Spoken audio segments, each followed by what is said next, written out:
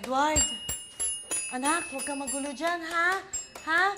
Oh, huwag ka maglilikot, ha? Baka masaktan ka. Nandito lang ako.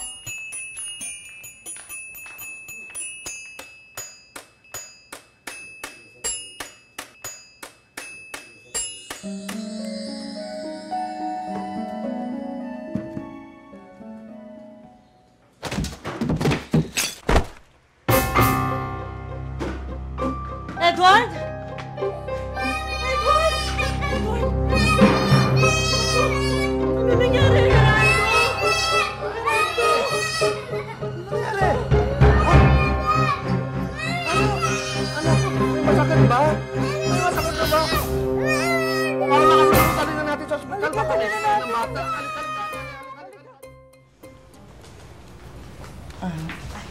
Wala ka sa po anak namin. Well, wala namang sprain or fracture ang bata.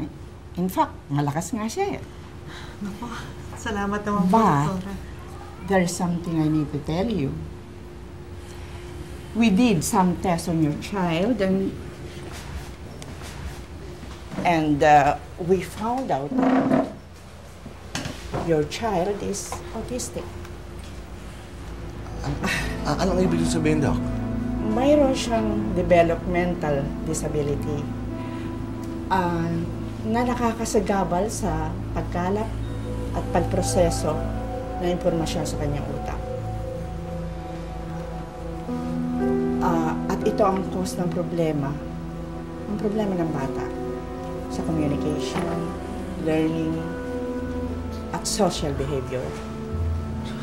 Doc, pumunta kami rito para ipatingin kung may diferensya ang Yes. katawan ng anak namin. Yes, Tapos sasabihin niyo sa amin na may diferensya ang utak niya? Well, I'm very sorry, pero yun ang findings.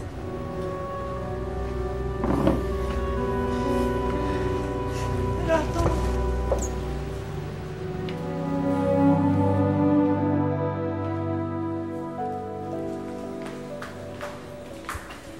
Ba't ang tagal mo? Saan si Edward? Meron pa isang test na kulang eh. Kalokohan ang sinasabi ng doktor na yan. Jerry,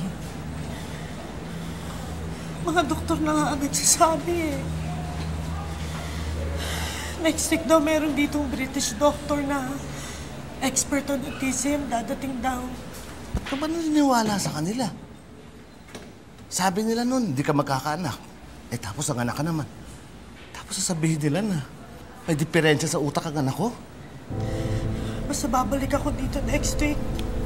Baka matulungan nila tayo eh. Wala akong anak na abnormal.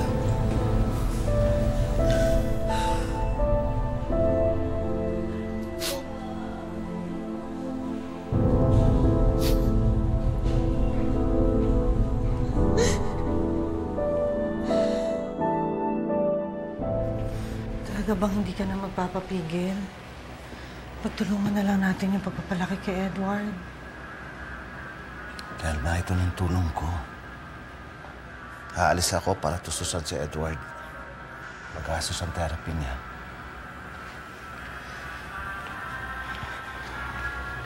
Edward, aalis na ang Papa. Babay, Papa na. Bye-bye, Papa! Alis na ako, Telma. Bago pa umalis si Papa para magtrabaho, napagkasunduan nila na magbuntis ulit si Mama. Kaya naman ipinanganak si Kuya Gerard habang nasa ibang bansa si